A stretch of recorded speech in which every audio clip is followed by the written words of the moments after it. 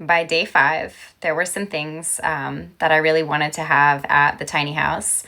And now that I no longer have a vehicle, I do everything by bike or walking now. So I put on my infamous, in my small town, orange rain suit that helps me be visible on the road on cloudy days. And it's sometimes called my traffic cone costume or my spacesuit. And I loaded up the backpack on my back, another bigger backpack that I attached to the rear rack of the bicycle, and my saddlebags, and rode in the rain to the tiny house and started to unload. I was very anxious to get everything off of the bike and to get inside and just kind of get dry, warm, and cozy inside the house. But it's also important that I protect the bike from the elements.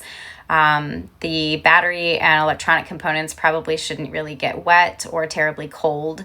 But so I kind of just unloaded as quickly as I could and covered up the bike and got started on unpacking. Once I started to unpack and got a little rest, the rain stopped and I kind of just put my muck boots and a coat and stuff on and just started to walk the land. Every step was squishing. It was very, very wet. The whole land was kind of, I don't know, like a wetland.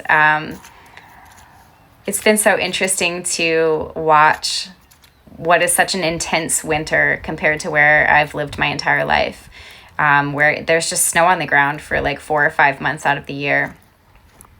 And most of it has melted and it's been raining a lot more, so a lot of more of it is melting.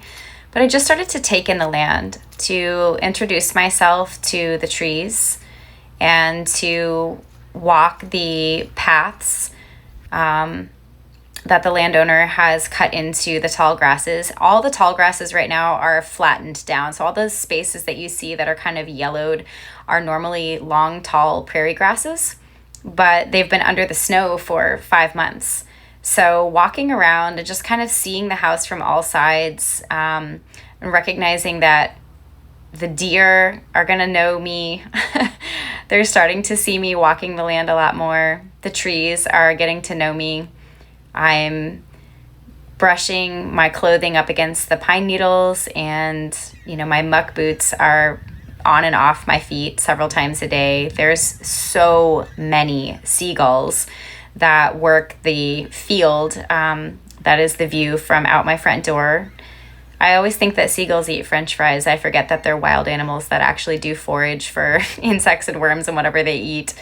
So this is the main house on the property and the huge garden. And I was just kind of following the deer around the property. They are everywhere, just herds of them. Does and they're almost full-grown fawns.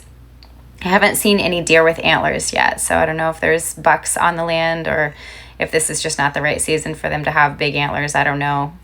But the seagulls and the deer both forage the same fields. And when the deer come out, the seagulls go crazy. They're just squawking. They're really loud. And the deer, whenever they see me, they put their little white tails up and run off.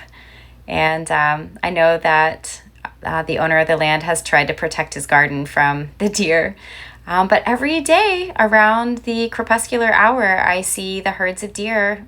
This is the view out my front door. They just kind of wander around eating, and this is their land too. So I'm looking forward to just kind of watching wild animals doing their thing right outside my windows, and just watching them move in herds, reminding me that community is important and that I need to prioritize not just the solitude of living in this space, but also the shared resources of this community and what I can give to those shared resources, as well as what's available for me to receive from my community. I'm thinking a lot as I'm watching these herd animals move in packs. Who's my herd? I have a good sized herd of trusted friends and life allies in Indianapolis, but that's about 8 hours away.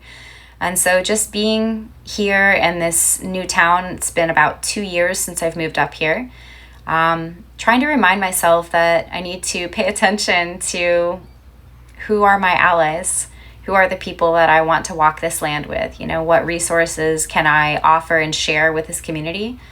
And what can I say yes to? I love watching the deer run. They're just graceful, and they're really big and beautiful.